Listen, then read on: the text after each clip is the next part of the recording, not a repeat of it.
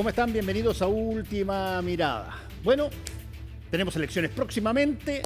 Se ha hablado de todo, qué sé yo, economía, algunas cosas de los distintos programas, pero hay un tema que es fundamental y que va a tocar quien quiera que gane. Y es un tema planetario. Me estoy refiriendo a las relaciones internacionales. ¿Qué tanto se ha podido mostrar de parte de los candidatos respecto de, cuál es su objetivo internacional en un mundo que está muy crispado y donde, como yo he dicho, hasta la saciedad, a diferencia de otros años atrás, hay 14 países hoy día con capacidad nuclear. Y eso puede cambiar todo, especialmente cuando se están haciendo amenazas por todos lados hoy día. Vamos a conversar con Jorge Saad. Él es director del Centro de Estudios Internacionales de la Universidad Católica. Muchas gracias, Jorge, por estar con nosotros nuevamente. Gracias, acá. Fernando, por la invitación. A ver, la primera pregunta que te voy a hacer. ¿Cómo ha sido la relación de los candidatos? Primero, en la primera, yo te diría, y ahora los dos candidatos que pasan a la segunda vuelta, en materia de relaciones internacionales. Yo diría, Fernando, que prácticamente invisible. Siempre hemos sabido que la política exterior no mueve la aguja electoral, pero creo que es un error que porque no mueva votos no esté presente en las campañas. Hoy día Chile enfrenta varios desafíos y el próximo gobierno los va a tener que abordar. Hay temas coyunturales, la negociación en curso con Estados Unidos, la candidatura de la presidenta Bachelet a las Naciones Unidas. Hay temas estratégicos más de largo plazo, cómo manejar esa relación China-Estados Unidos, que es la mitad de nuestro comercio. Y hay temas vecinales. Fíjate, Fernando, que tenemos cambio político en Perú en abril. Tuvimos cambio político muy importante en Bolivia. Puede haber un nuevo impulso a las relaciones con Argentina. Entonces, si tú vas desde lo regional o lo vecinal a lo global, hay muchos temas donde nosotros tenemos que saber cuál es la visión del próximo presidente o presidenta de Chile, y eso en la campaña prácticamente estuvo olvidado o invisible. ¿Tú crees que al votante chileno el tema internacional, en la ausencia, si tú quieres, de cosas obvias, digamos, que estemos en guerra o cosas limítrofes mayores, es algo que le interesa para decidir, por ejemplo, quién puede ser el próximo gobernante? Creo que no. Hay un dicho que dice que la política siempre es local y en Chile los temas es seguridad y crecimiento, pero cuando tú preguntas relaciones internacionales, en la encuesta está bajo como orden de preocupación o prioridad.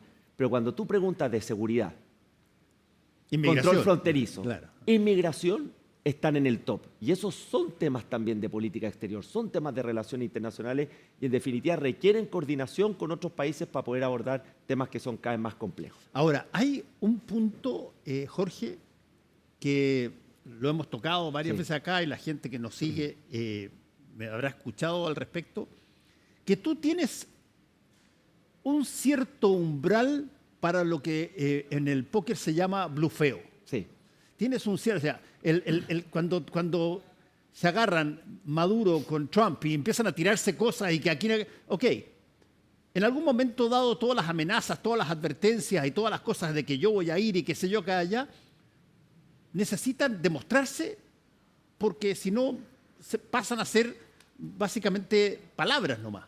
¿Qué tanto estamos en situaciones donde ya se pasó un poco el punto de no retorno en términos de las distintas advertencias que se han hecho, por ejemplo, en el caso de Estados Unidos y Venezuela? A ver, yo creo, Fernando, que si uno lo analiza más de fondo, estamos en una era que se está relegitimando el uso de la fuerza en las relaciones internacionales. Después de décadas que el sistema internacional trató de contener el uso de la fuerza o llevarlo como último recurso. Eso lo hemos visto en Gaza, lo estamos viendo en Rusia con Ucrania y lo estamos viendo hoy día en Venezuela con Estados Unidos. Pero, ¿qué es lo que está pasando? Yo creo muy peligroso. Que hoy día algunos gobernantes están demostrando que para producir resultados efectivos en el corto plazo hay que saltarse las reglas. Porque si tú ves lo que está ocurriendo en el Mar del Caribe, obviamente hay una violación del derecho internacional marítimo y hay un conjunto de reglas del debido proceso que no se están respetando. Pero al final del día tú dices, hay una posibilidad de que ocurra un cambio en Venezuela que no ocurrió en 25 años. Y eso también tú lo puedes ver en temas de seguridad en El Salvador. Tú vas a El Salvador, Fernando, yo estuve hace cerca de un mes, y todo el mundo reconoce el cambio 180 grados en materia de seguridad en El Salvador. Pero también ha sido saltándose las reglas. Y eso va de la mano con esta democracia que la ciudadanía la percibe cada vez como menos efectiva, como lenta en la toma de decisiones. Y en el caso de Venezuela con Estados Unidos, yo coincido contigo que hay una suerte de guerra psicológica, Claro. que se está tratando de llevar la presión al máximo nivel para hacer colapsar al régimen de Maduro, pero creo que el objetivo está claro, que es derrocar el régimen. La discrepancia al interior del gobierno y con las Fuerzas Armadas, ¿cómo? Porque tú tienes desde una captura, que sería lo más agresivo, por decirlo de alguna manera, con intervención de fuerzas de élite, y por eso la designación del Cartel de los Soles como grupo terrorista extranjero, porque tú sientas las bases legales para una intervención de ese tipo, hasta la salida más negociada, yo iría al estilo de lo que ocurrió en Siria con Al-Assad, que desapareció y nadie supo dónde quedó. Entonces creo que a nivel interno del gobierno hay una discusión sobre el cómo, y considerando además que el americano hoy día no apoya ni las guerras ni los conflictos prolongados donde esté presente Estados Unidos. Ahora, Jorge, hay otro punto que me parece muy relevante en todo esto, que tiene que ver con, a ver, cómo mira el resto del mundo estas situaciones, porque inevitablemente de la única cosa que podemos estar seguros se arma una guerra de verdad, sea en Venezuela, o sea en Medio Oriente, o sea en Ucrania, se arma una guerra de verdad y todos estamos afectados hoy día. No queda Chile, por el hecho de estar escondido allá abajito en América del Sur, inerme respecto de lo que va a pasar.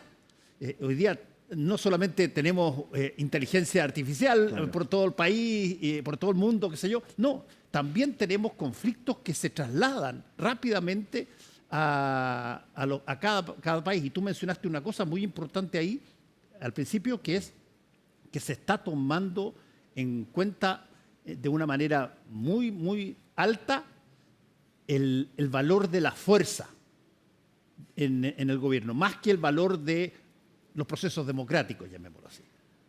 Yo creo, Fernando, que el sistema internacional está en la UTI.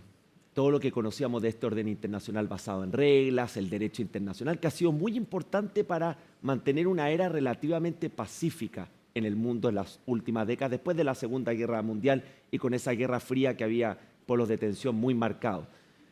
Tú lo notas, por ejemplo, en la negociación que se ha filtrado de los 28 puntos de Rusia con Ucrania, donde si se acepta el plan, básicamente renunciar a un principio fundamental de integridad territorial y soberanía para Ucrania. Y eso obviamente puede tener un impacto en el resto de Europa o en los países, digamos, de la Europa del Este, Polonia, por dar un ejemplo. Entonces tú ya estás sentando presente que en algunas negociaciones estás dispuesto a ceder soberanía.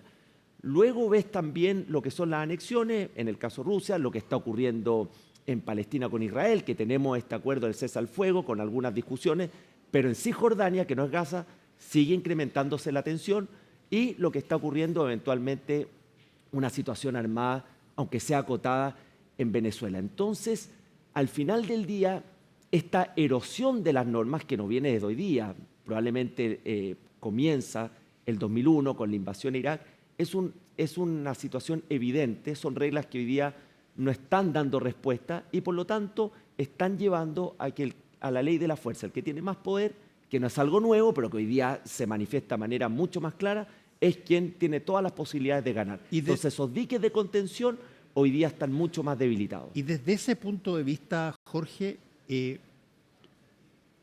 ¿cómo debiera un país que está en elecciones para escoger a un nuevo gobernante mirar las posibilidades que se tienen en la antesala de quién sabe qué que se viene, pero que está todo muy crispado? Yo te hice la primera pregunta sobre si es que había programas ad hoc al respecto. Tú me dijiste muy poco. Muy poco, bueno, en las candidaturas. Y eso es dejación, es, qué sé yo, flojera, es que no saben los candidatos o hay algo ahí que amerita, ¿saben qué? Hay que introducir una variable que eventualmente es la variable que puede hacer que nosotros tengamos nietos o no. Yo diría que primero hay un tema coyuntural de cálculo político, de necesito ganar una elección y me enfoco por lo tanto en los mensajes que le importa al votante. Por eso el tema de seguridad y economía. Y tampoco es que en elecciones anteriores el tema de política exterior ha sido central, lo que pasa es que en esta campaña prácticamente ha estado invisible. Y lo segundo es que Chile tiene una contradicción. Somos de los países más abiertos al mundo económicamente, junto a Singapur, Corea, una amplia red de tratados de libre comercio, pero somos bastante provincianos en nuestra mirada por la ubicación geográfica en la que estamos. Entonces somos muy abiertos económicamente, pero menos conscientes de la importancia de estos temas internacionales, aun cuando terminan impactando obviamente en el día a día, y lo hemos visto con los conflictos bélicos, lo hemos visto con la rivalidad de China y Estados Unidos. Hay muchos ejemplos donde transacciones importantes, licitaciones en Chile, sí ha tocado la puerta a la geopolítica en este país. Y tenemos además la potencia minera que significa Chile. Y hoy día tú tienes una discusión de los llamados minerales críticos muy importante en el mundo, porque China ha ido controlando la cadena de suministro de esos minerales, y te das cuenta que Chile tiene cobre, tiene litio, tiene tierras raras que van a ser central en esta disputa. Entonces, ¿cuál es mi mensaje? Sabemos que los temas de política exterior no definen una elección, pero eso no significa que los candidatos no nos den a conocer una cierta visión o ciertas definiciones en temas que yo creo que son fundamentales. Solo se ha limitado al tema, como hablábamos al comienzo, de seguridad, control fronterizo e inmigración. Tú dices que los candidatos podrían eventualmente señalar, ¿dónde se sienten más cercanos?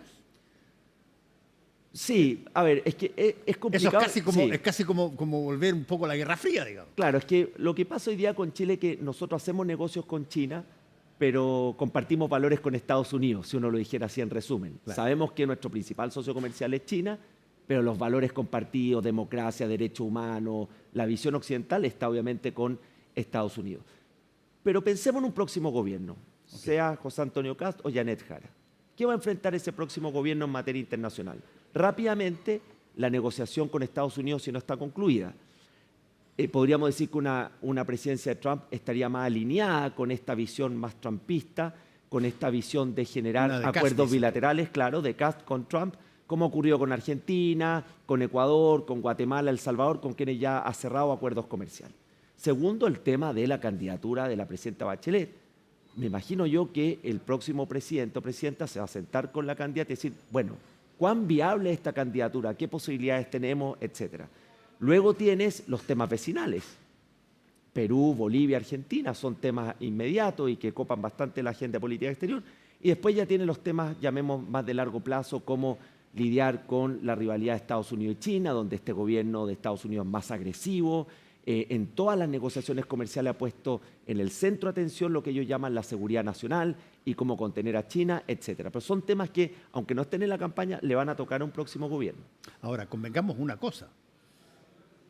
Buena parte de todo lo que está pasando es porque, y tú lo mencionaste ya dos veces, es porque China dejó de ser ese país medio extraño del Oriente, qué sé yo, que tenía una serie de ritos de todo tipo y que era mucha población, y pasó a ser una estructura extraordinariamente fuerte, probablemente la más fuerte del mundo hoy día.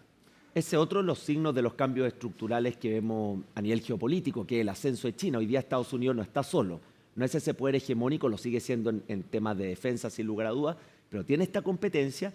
Y si tú te fijas el relato que hay en Estados Unidos de por qué está redefiniendo las reglas del comercio global es básicamente, creamos un sistema, ese sistema nos está jugando en contra, nos desindustrializó, nos hizo vulnerables y el gran ganador ha sido China. Ese es el relato que tiene para justificar Trump y sus asesores toda esta agenda arancelaria y más proteccionista. Es cómo yo me protejo, cómo vuelvo a ser más fuerte a Estados Unidos. Y eso obviamente está de la mano porque China ha ido logrando tener control de las cadenas de suministro y se ha transformado en la gran fábrica mundial. Si tú hablas con la industria automotriz global, reconoce que China ha avanzado aceleradamente y que probablemente va a desplazar a toda esa industria histórica automotriz europea y americana. Y de ahí a llegar, porque así lo hizo Estados Unidos, de ahí a llegar a los misiles y de ahí a llegar a los cohetes en el espacio y de ahí a llegar a la inteligencia artificial, que ya tienen un artefacto que es igual a la inteligencia artificial, el ChatGPT, pero chino. Claro.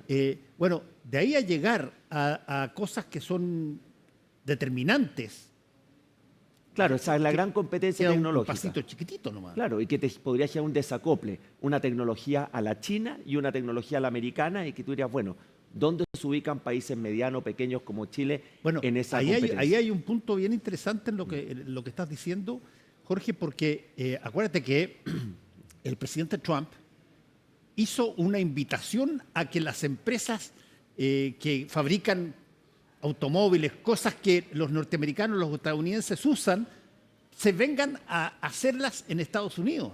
No las hagan en lo que antes siempre parecía lógico. Oye, tú la haces en el país que te dé más facilidades y que sea más barato para que tú puedas vender más caro. No, vénganse a Estados Unidos y aquí les abrimos las puertas siempre y cuando vengan y la hagan acá. Ese tipo de cosas, ¿cuál ha sido la respuesta del mundo al respecto? A ver, lo está intentando Estados Unidos, especialmente en los acuerdos comerciales con Japón, por ejemplo, con Indonesia, donde hay compromisos de inversión de esos países en Estados Unidos, especialmente en capacidad industrial. Ahí hay un punto. Pero cuando tú ves un presidente como el de Estados Unidos, que es transaccional, que es condicional, que es impredecible, una empresa, una fábrica, un centro de producción no es llegar y localizarse en un país si no sabe lo que va a pasar la semana o el mes siguiente. Y por otro lado, Estados Unidos tiene lo que ellos llaman el red tape, o sea, una carga burocrática, regulatoria que es muy alta. Y cuando las empresas deciden dónde localizarse, ven dónde son más competitivos. Y ese racional, llamemos de costo-beneficio, tú no lo cambias de la noche a la mañana, aun cuando hoy día están entrando en consideración elementos de seguridad nacional, de resiliencia, entre otros. O sea, no es un proceso que cambia de la noche a la mañana, porque entran en juego factores también económicos. Pero, ¿sí? Obviamente son oportunidades que hay que ver, que un país como Chile tiene que mirar, especialmente porque otro de los mandatos que debe tener la política exterior chilena muy fuerte en el próximo gobierno es atraer inversión extranjera, que está mejorando en sus cifras, pero yo me imagino que ahí también va a haber un matiz de gobierno y gobierno, de que va a haber una señal de usted, señor canciller, usted, señores autoridades de relaciones exteriores, traigan negocios, traigan inversión, coordínense con los embajadores para que volvamos a tener una señal de que empresas extranjeras están invirtiendo con fuerza en Chile en los sectores que nosotros lo necesitamos. Jorge, desde ese mismo punto de vista, a ver, ¿qué hubieses esperado tú de los distintos candidatos presidenciales que fuera parte de su programa en términos internacionales? ¿Qué es lo que tú dirías es más urgente de empezar a gestar en materia de relaciones internacionales hoy? A ver, primero, Fernando, es muy importante decir que no hay ánimos refundacionales en ninguna de las dos candidaturas, que es un poco lo que intentó el gobierno Boric en su primera etapa, revisar los tratados de libre comercio, no al TPP, no a los acuerdos de libre comercio, todo eso está bastante despejado, y si uno mira los principios de política exterior, y es una buena noticia, prácticamente no se están tocando, son más bien temas de énfasis, de prioridades, de estilos, de alineamiento, pero los principios se mantienen, y yo creo que es bueno que ese ánimo refundacional ya quedó como una historia del pasado y que al final del día fue un fracaso, diría yo, en esa primera etapa del gobierno.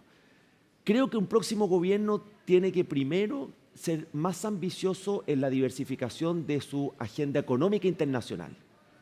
India, países del sudeste asiático, Filipinas, que se está cerrando un acuerdo. Creo que ahí hay un foco importante, es decir, esta pelea de gallos grandes de Estados Unidos y China no la vamos a resolver nosotros. Enfoquémonos en lo que depende o lo que tenemos control, vamos a esos mercados de manera más decidida. Eso es uno. Lo segundo, las relaciones vecinales. Ninguna política exterior es exitosa si tú no tienes bien manejadas las relaciones con tus vecinos. Creo que puede haber un nuevo impulso con Argentina. El tema de Bolivia abre una oportunidad. Nosotros hemos formado un grupo hace 2 años con un grupo Chile-Bolivia para buscar colaboración. Y con Perú hay que continuar una relación de profundización que se podría tensionar por todo este tema de la inmigración ilegal y control fronterizo. Ahora, Jorge, yo lo he preguntado a muchas personas acá y te lo pregunto a ti con lógica internacional. ¿Qué tanto sientes tú que una elección inédita como la que vamos a tener, donde son dos extremos, de izquierda y de derecha, donde uno le dice comunacho a uno y el otro dice facho al otro, ¿qué tanto la imagen de esta lógica desde dónde provienen? Desde el comunismo soviético, desde el fascismo nazi, digamos, a ver, entendiendo que todo eso son palabras que se usan para tratar de debilitar al otro, pero ¿qué tanto sientes tú que la simbología en términos de cómo se caracterizan estos dos partidos y estas dos personas que los representan puede eventualmente afectar no solamente la situación local, sino que, a ver, las relaciones internacionales? Yo soy bien enemigo de esa etiqueta, Fernando, porque creo que sesgan mucho el obvio. análisis, ultraderecha, ultraizquierda. Pienso que el próximo gobierno primero va a tener que formar gobierno con fuerzas más moderadas y por lo tanto va a ser una composición más pragmática. Segundo, Chile tiene tal nivel de urgencias económicas y de seguridad que los gustitos ideológicos y de etiquetas creo que no van a resolver. Sí, pero Jorge, pero ahí hay un problema. Yo estoy totalmente de acuerdo contigo. Yo creo que José Antonio Kast y que Janet Jara tienen cabeza para cosas razonables más que para de estas tonteras. Pero el mundo está llamando, está pidiendo y está en otra variable. Y tú ves que empiezan a salir puros gobernantes que ofrecen, pero fuerza, ofrecen, qué sé yo, encarcelamiento masivo, deportación sin juicio, en fin, un montón de cosas. La vuelta de la tenencia de armas o la pena de muerte, en fin, todo ese tipo de cosas, claro. Las personas pueden ser súper sobrias, pero el ambiente, por eso te pregunto, el ambiente de esa lógica vuelve a ser un poquitito como el que se fue de posguerra fría. Es que también es cómo ha cambiado el discurso público por las redes sociales. La moderación hoy día no está de moda, está mucho más de moda la furia, el malestar, hablarle a tu público. Es un problema más, diría yo, de fondo de la democracia y de la comunicación política. Y creo que en política interna sí va a ocurrir algo de eso, especialmente en temas de seguridad, inmigración ilegal, crimen organizado, sin lugar a dudas. Pero en temas de política exterior yo visualizo gobiernos más sobrios porque la tradición de nuestra política exterior ha sido así. De hecho, cuando el presidente Boric, especialmente a través de Twitter, se ha enfrascado en esta ataque o discursos con Trump, incluso el tema de Medio Oriente, ha sido visto en general como una cosa no propia de nuestra tradición de política exterior. Aun cuando Petro lo hace en Colombia, Milei lo hace en Argentina, en Chile creo que es un poco distinto.